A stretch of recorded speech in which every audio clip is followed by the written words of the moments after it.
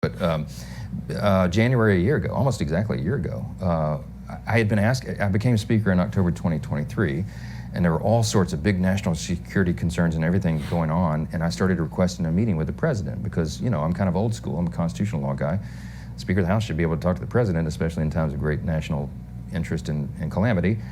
But they wouldn't let me meet with him, and his staff kept giving me excuses. This went on for like 8 or 9 weeks. I'm sorry, Mr. Speaker, he doesn't have time. What are you talking about? I'm second in line of the presidency. He has time. I need to talk to him.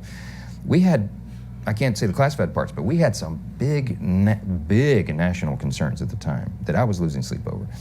Finally, I just went to the Hill Press Corps and I said, the president is not being allowed to meet with the speaker. There's a problem. So they started putting pressure on him. Long story short, they finally relented. They invited me to the White House. I show up and I realize it's actually an ambush because it's not just me and the president. It's also Kamala Harris, Chuck Schumer, Hakeem, you know, the CIA director, everybody. And then, so I walked in the Oval and, oh, I know what this is. They're going to hotbox the speaker on Ukraine funding. That's what it was. This is probably third week of January.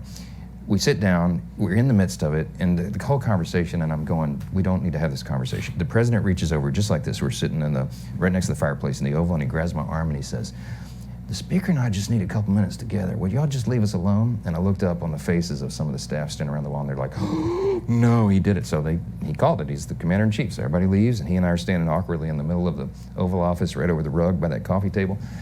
And I said, Mr. President, thanks for the moments. You know, this is very important. I got some big national security things I need to talk to you about that I've heard, and I think you know, and what do we do? But first, real quickly, Mr. President, can I ask you a question?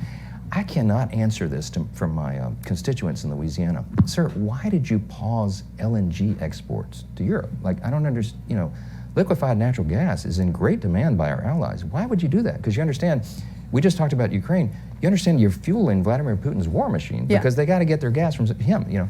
And he looks at me stunned with this, and he said, I didn't do that. And I said, Mr. President, yes, you did. It was an executive order, like, you know, 3 weeks ago. And he goes, no, I didn't do that. And he's arguing with me. I said, Mr. President, respectfully, could I go out here and ask your secretary to print it out? We'll read it together. You definitely did that. And he goes, oh, you talk about natural gas. Yes, sir. He said, no, you misunderstand. He said, what I did is I signed this thing we're gonna conduct a study on the effects of LNG. I said, no, you're not, sir. You paused it. I know. I have the export terminals in my state. I talked to those people this morning.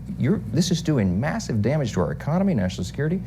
It occurred to me, Bari, he was not lying to me. He genuinely did not know what he had signed. And I walked out of that meeting with fear and loathing because I thought, we're in serious trouble. Who is running the country? Like, I don't know who put the paper in front of him, but he didn't know.